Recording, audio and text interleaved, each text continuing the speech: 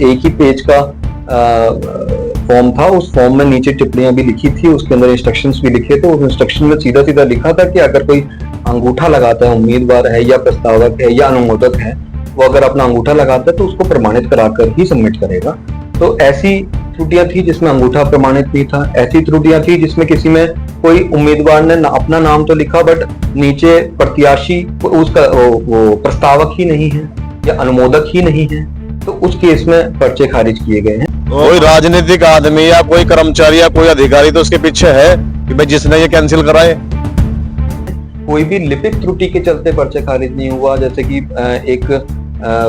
मैंने कुछ समाचार पत्रों से देखा जो फेक न्यूज के रूप में चला रखी है बिना कुछ वाइट लिए, उसमें बताया जा रहा है कि भाई उनका नाम गलत था और इस चक्कर में उनका पर्चा खारिज हो गया। ऐसा कोई भी नाम की स्पेलिंग पे हम लोग ज्यादा नहीं गए। हम लोगों ने ये चीज पूरी तरीके से ये चीज देखी है कि भाई अगर किसी का नाम में कोई लिपिक त्रुटि है तो उसके बेसिस पे पर्चा कोई खारिज नहीं हुआ है।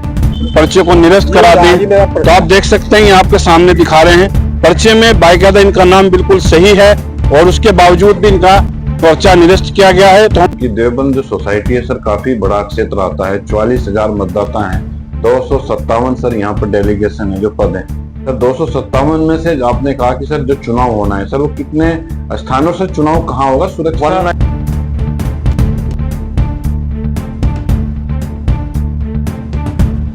कैंसिल कराए तो कम से कम हमें ये जानने का अधिकार है कि भाई क्यों कैंसिल कराए, किस आधार पे कराए।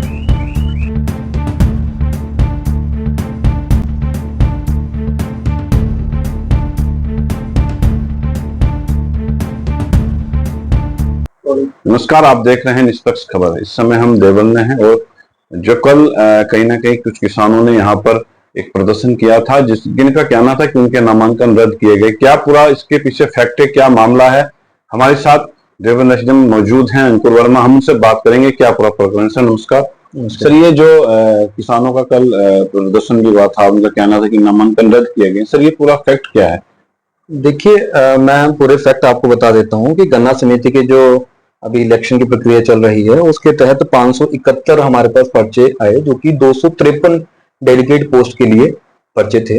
उनमें से 454 पर्चे जो बिल्कुल वैध पाए गए और उसमें 117 पर्चे ऐसे थे जो पूरी तरीके से पूरे पर्चे नहीं भरे गए। बहुत से कुछ पर्चे ऐसे थे जिसमें अंगूठा, जबकि उस पर्टिकुलर एक ही पेज का फॉर्म था। उस फॉर्म में नीचे टिप्पणियां भी लिखी थी, उसके अंदर इंस्ट्रक्शंस भी लिखे थे। उस इंस्ट्रक्शन में सीधा सीधा लिखा था कि अगर कोई अंगूठा लगाता है, उम्मीदवार है या प्रस्तावक है या अनुमोदक है, वो अगर अपना अंगूठा लगाता है तो उसको प्रमाणित कराकर ही सबमिट करेगा।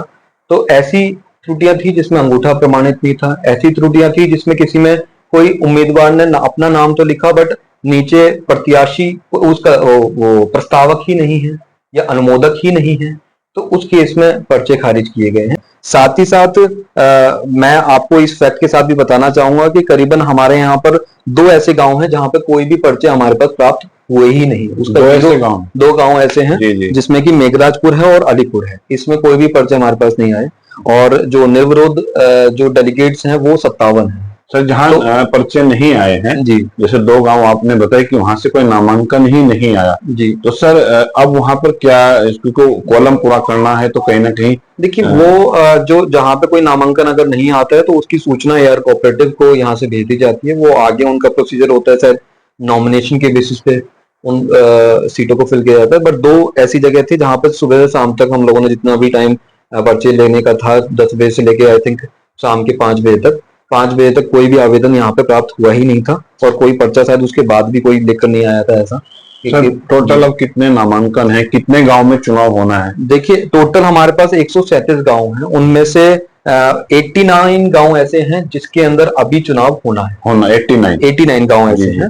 और मैं बस आप लोगों को एक चीज और बताना चाहूंगा कि अगर किसी किसान भाई को अगर ऐसा लगता है कि उसका कोई पर्चा खारिज हुआ है और उसका क्या रीजन रहा है खारिज करने का, डेफिनेटली उसकी प्रक्रिया है। उसकी प्रक्रिया ये है कि आप 10 रुपए की फीस जमा करके आदेश की आप अपनी प्रति ले सकते हैं और आप अपना रीजन जान सकते हैं।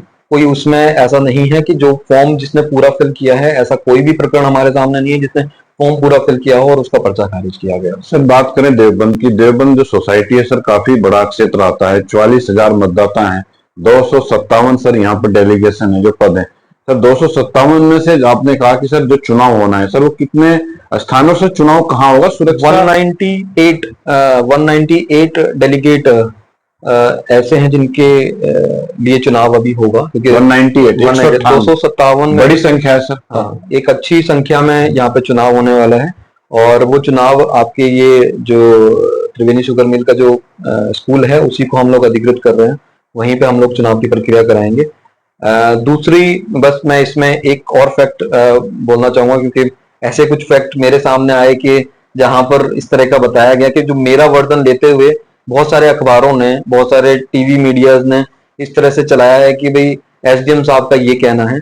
अभी तक मुझे इस चीज के लिए थोड़ी सी दुख होता है कि जो मेरे पत्रकार बंधु हैं जी जी वो मेरे से बिना पूछे ही मेरे नाम को कोट करते हुए खबर चला देते। जैसे कि आज अमर उजाला ने एक खबर चलाई जिसमें उन्होंने लिखा कि 170 पर्चे खारिज हुए, उन्होंने उसका फैक्ट ही नहीं देखा और उसमें लिख दिया कि अंकुर वर्मा एसडीएम द्वारा ये बताया गया, जो कि बिल्कुल गलत है और वो एक तरह की फेक न्यूज में ही माना जाएगा।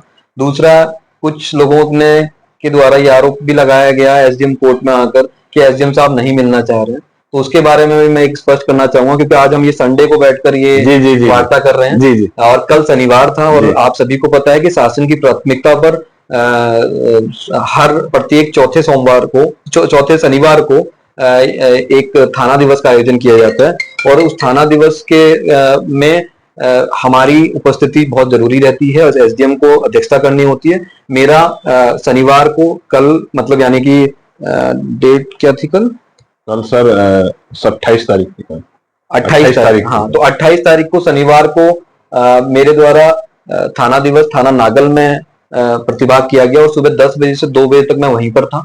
बहुत सारे जो जिनको ये जानकारी थी कि मैं नागल में बैठा हूँ, जिनको थाना दिवस के बारे में जानकारी रहती है, जो कि हम लोग पर्याप्त तरीके से जैसे बात करें तो सर जैसा आपने अभी मीडिया को लेकर बात की सर, मीडिया की एक बात होती है सर, क्योंकि एक पहले सिस्टम होता था, कोई भी अगर चुनाव है तो सर उसकी एक ब्रीफिंग प्रशासनिक अधिकारियों द्वारा सर बाकायदा एक मीडिया सेल या उसको माध्यम से अवगत कराई जाती थी ताकि उसका एक वर्जन बन सके। लेकिन सर कुछ क्या है, तालमेल की भी कुछ कमी हो सकती है सर। देखिए, रात के 10 बजे या 9:30 10 बजे के आसपास हम लोगों की स्क्रूटनी पूरी हो पाई। जी जी जी। और मुझे याद है कि क्योंकि आप लोगों का जो प्रिंट मीडिया है या जो सोशल मीडिया है, प्रिंट मीडिया में स्पेशली ये रहता है कि शाम तक उनका अखबार छप जाता है, तो उसके बाद उनके द्वारा इंटरेस्ट नहीं दिया जाता कि एसडीएम साहब से एक बार उस चीज की वार्ता किया जाए। मेरे पास 8 बजे तक तो मेरे पास फोन आया था कुछ पत्रकारों का, उसके बाद वो रात के 10 बजे के लिए मैंने पूरा डाटा अपने पास रखा भी था, बट किसी का उस टाइम पे फोन नहीं आया। और नेक्स्ट डे अगर जनरली ऐसा होता है कि मैंने जितनी भी न्यूज होती है उसमें लोग मुझसे आकर वार्ता करके या जब भी नेक्स्ट डे होता है तो उस दिन पूछ लिया जाता है। तो कहीं ना कहीं मैं ये कहूंगा कि दोनों साइड से ही है। हम लोग भी कोशिश करते हैं कि ज्यादा ज्यादा जो न्यूज है वो न्यूज चैनल के माध्यम से दे दी जाए। तो ऐसा हो सकता है कि आगे से कि आप ऐसा व्यवस्था बनाएं कि जैसे ब्रीफिंग एक किसी भी ओकेजन की या चुनाव की एक आपके ऑफिस कार्यालय से एक लेटर के माध्यम से मीडिया वो देखिए, वो तो आज अभी भी ये व्यवस्था चालू है। जी। उसमें अगर आपको ऐसा लगता है कि कोई न्यूज के बारे में आपको कंफ्यूजन है जी। तो डेफिनेटली आप एसडीएम कार्यालय में आकर अगर मैं यहाँ पर उपस्थित नहीं हूँ और अगर मेरा स्टेनो भी उपस्थित है तो उनके द्वारा भी आप वो सूचना मांग सकते हैं। स्टेनो बाबू हमेशा मेरे से कांटेक्ट में रहते ही है, आपका भी फोन में हमेशा पिकअप भी करता हूँ, आपने ये भी देखा होगा। तो कभी भी आप लोग मुझे कांटेक्ट करके अगर कोई इन्फॉर्मेशन के बारे में अगर आपको किसी भी मेरे पत्रकार बंधु को किसी को भी ऐसा लगता है कि उसको ये इन्फॉर्मेशन नहीं मिल पा रही है तो वो डेफिनेटली वो मुझे डायरेक्टली कॉल कर सकता है या मेरे ऑफिस में आकर वो पूछ सकता है, मेरे स्टेनो से पूछ सकता है कि इसके बारे में क्या जानकारी है। वो डेफिनेटली आपको मेरा आपसे सर आखिरी सवाल है, जो सर ये आरोप प्रत्यारोप विपक्ष द्वारा लगाए जा रहे हैं, सपा का एक डेलीगेशन ने भी सर कल एक लेटर दिया है, एक ज्ञापन भेजा है डीएम सहारनपुर को। उन्होंने कहा कि सरसावा देवन में एक पॉलिटिकल व्यू के चलते एक ये पर्चे निरस्त किए गए। तो सर ये इसके पीछे सर कितना सत्यता है, क्या सर वास्तविक देखिए इसके ऊपर कोई भी मतलब मैं मानता हूँ कि इसकी कोई सत्यता है नहीं। ये एक तरह का होता क्या है कि अगर किसी पर्टिकुलर बंदे का एक पर्चा खारिज हुआ जी और वो वैलिड रीजन पे ही खारिज हुआ है जी तो वो बाहर जाके बस ये बोलता है कि साहब मेरा पर्चा जबरदस्ती का खारिज कर दिया, जबकि उसने अपना पर्चा भरते वक्त उसने प्रॉपर उसको टाइम नहीं दिया। सुबह 10 बजे जब पर्चा आप खरीद सकते हैं और शाम के 5 बजे तक आपको उसको जमा करना है, तो पूरा उसके अंदर जितने ही फैक्ट है, हम अधिकारी भी वहां पर बैठे थे। मैं खुद स्वयं जिस दिन नामांकन था उस दिन सुबह 10 बजे से लेकर शाम के 5 बजे तक मैं ऑफिस में उपस्थित था। जिन लोगों की मेरे पास क्वेरी थी, जिन फार्मर्स की मेरे पास किसान भाइयों ने मुझसे आकर खुद पूछा कि एसडीएम साहब इसके अंदर कौन सा कॉलम भरना है, तो मैंने खुद भी उनको मदद करी है उसको बताने के लिए। तो कोई भी पर्चा अगर आप भर रहे हैं तो पर्चे के अंदर जो उसके अंदर कंडीशंस दी गई हैं, अगर वो कंडीशंस आप पूरी नहीं करेंगे तो उसी बेसिस पे ही पर्चा खारिज हुआ है। कोई भी ऐसे इसमें कोई सत्यता नहीं है कि किसी के प्रेशर में आकर या किसी के अभाव में आकर कुछ किया गया हो। बिल्कुल ट्रांसपेरेंट मैनर से स्क्रूटनी करी गई। मेरे खुद के द्वारा बैठकर 541 पर्चे, आप जान सकते हैं कि सुबह 10 बजे से अगर मैं 571 पर्चे जो हैं, अगर उनका एक एक को मैं स्क्रूटनी करने बैठूंगा तो टाइम उसमें लगेगा। यही रीजन था कि सुबह 10 बजे से हमने स्टार्ट किया और रात के 8:30 9 बज चुके थे जब तक मैं सारे फॉर्म देख पाया था। और उसके बाद 9:30 बजे जैसे हम लोगों का पूरा कंपाइल डाटा हुआ, हमने देवबंद थे जिन्होंने हमारे साथ कहीं ना कहीं अपनी बात को रखा। और एक सबसे बड़ी बात, रविवार का दिन था, क्योंकि सोशल मीडिया के माध्यम से कुछ खबरें चली तो हमें लगा कि वास्तविकता कुछ खबरें बिना फैक्ट के जो चल रही हैं तो उनको कहीं ना कहीं ठीक किया जाए और जनता तक असली वास्तविकता पहुंचाई जाए, क्योंकि कुछ चीजें हो जाती हैं समन्वय के कारण। तो उन चीजों को फैक्ट को सही दुरुस्त करने के लिए हम एकदम देवबंद साहब के पास पहुंचे रविवार को। सर ने हमें समय दिया, सर आपका बहुत बहुत इसके लिए धन्यवाद। और निष्पक्ष खबर आप बने रहिएगा और चैनल को लाइक और फॉलो कीजिएगा। नमस्कार, जय हिंद, जय भारत।